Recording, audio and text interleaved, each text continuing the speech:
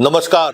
शिक्षा समाचार में आप सबों का स्वागत है। और आज हम शिक्षा समाचार में उन शिक्षकों के लिए एक बड़ी खबर लेकर आए हैं जो तबादले को लेकर इंतजार कर रहे हैं कि कब मेरा तबादला होगा। बात आ रही थी कि जल्द ही नया एक तबादला नीति आएगा और उसी तबादले नीति के सहारे शिक्षकों का तबादला की जानी है, ऐसी चर्चा आ रही थी। लेकिन आज एक खबर आई है विभाग से कि फिलहाल जो नई शिक्षा नीति के तहत राज्य सरकार ने जो हर प्रखंड में एक मॉडल स्कूल बनाने का फैसला लिया है, जिसमें प्राइमरी में 8 शिक्षक, मतलब शिक्षकों का एक 8-16 का जो है सो एक स्लैब उन्होंने बनाया कि शिक्षकों में जो मेरा मॉडल स्कूल होगा उसमें 8 शिक्षक होंगे, 16 शिक्षक होंगे। इस तरीके का एक पूरा खाका तैयार किया गया। उस मॉडल स्कूल में क्या होगा, मॉडल स्कूल को लेकर क्या क्या तैयारी करनी है, मतलब 26-27 में बिहार के सभी प्रखंडों में एक मॉडल स्कूल खोलने का फैसला लिया है। तो पहले मॉडल स्कूल में कितने शिक्षकों की जरूरत है और किस तरीके की शिक्षकों की वहां पोस्टिंग होगी, उसको लेकर विभाग में एक हाई लेवल बैठक हुई है, उस पर सहमति बनाई गई है और जल्द ही पहले इस पर अब निर्णय होगा। मतलब तबादले को लेकर जो नीति होगी वो नीति मॉडल स्कूल पर आधारित होगी। मतलब मॉडल स्कूल में जो शिक्षकों की जरूरत है, इंफ्रास्ट्रक्चर की जरूरत है, पहले वो सारी चीजें को पूरा करने की कोशिश करेगी विभाग। उसके बाद उसी के आधार पर तबादला नीति बनाई जाएगी। मतलब पूरी तौर पर विभाग की कोशिश है कि अब गुणवत्तापूर्ण शिक्षा की तरफ सरकार बढ़े और ऐसे शिक्षकों को इस स्कूल में पोस्टिंग की जाएगी जिनको एक खास तरीके का मौका दिया जाएगा। उनके एजुकेशन क्वालिफिकेशन को लेकर भी, उनके अनुभव को भी तवज्जो दी जाएगी, उसकी प्रमुखता दी जाएगी। वहाँ जो भी मॉडल स्कूल होगा वहाँ सभी विषय के 2-2 शिक्षक हों, ये सुनिश्चित हो। साइंस के लिए अलग मॉडल स्कूल हो, आर्ट्स के लिए अलग मॉडल स्कूल हो, कॉमर्स के लिए अलग मॉडल स्कूल हो। इस कुल कितने मॉडल स्कूल खड़े किए जा सकते हैं और उस मॉडल स्कूल में क्या खास हो सकता है, एक मतलब इस पर मोटे मोटे तौर पर सहमति बन चुकी है।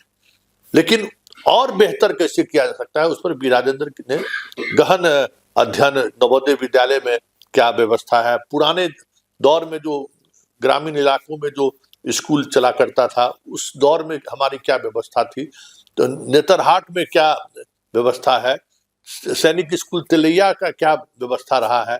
जैसे आपको बिहार में आपको एक स्कूल वहाँ पे जमुई में खोला गया था, उस स्कूल की क्या आउटकम है, वो सारे अध्ययन के बाद अब मॉडल स्कूल की तरफ सरकार बढ़ रहा है और उस मॉडल स्कूल का वित्तीय प्रबंधन क्या होगा, उस पर सरकार ने एलोकेशन, मतलब वित्त से संबंधित कितने खर्च हो सकते हैं, उस पर सरकार ने एक राशि भी निर्धारित कर दिया है।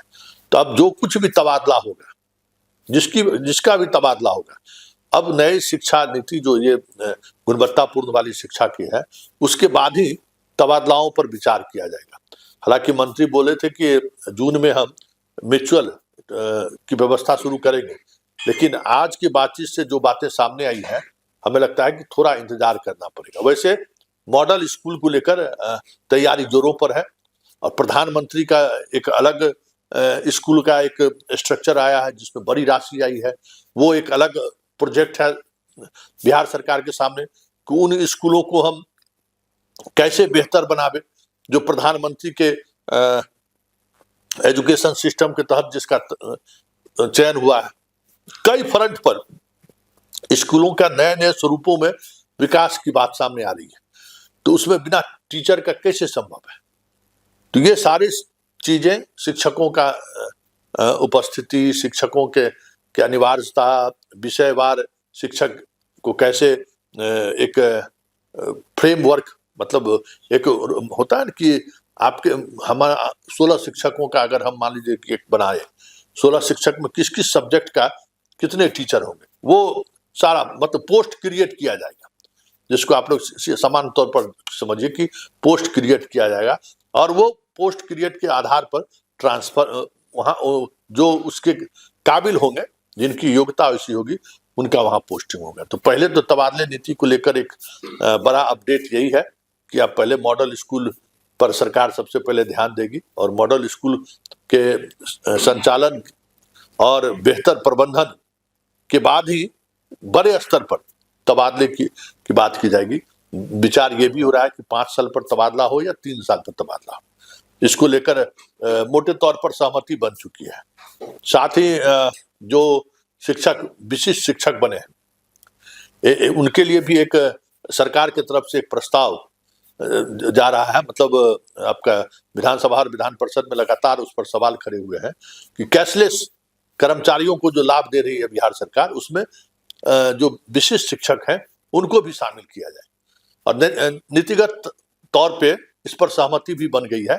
सभापति बिहार विधान परिषद से आपके शिक्षक नेता मिले थे कि कैशलेस में कर्मचारी के तौर पर हम लोगों को भी शामिल कीजिए, अब हम लोग भी राज्य के कर्मी हैं। तो वो फैसला लगभग हमको लगता है कि सहमति बन गई है। आने वाले दिनों में कैशलेस हेल्थ का जो है सिस्टम का लाभ विशिष्ट शिक्षकों को भी मिल सकता है। ये खास खबर आज के शिक्षा समाचार में है। आज सदन में बात करें तो सदन में आज काफी दिनों बाद नवल किशोर यादव जी आए। शादी विवाह में बाहर गए हुए थे, तो नवल किशोर जी के आने का मतलब है खेला होबे।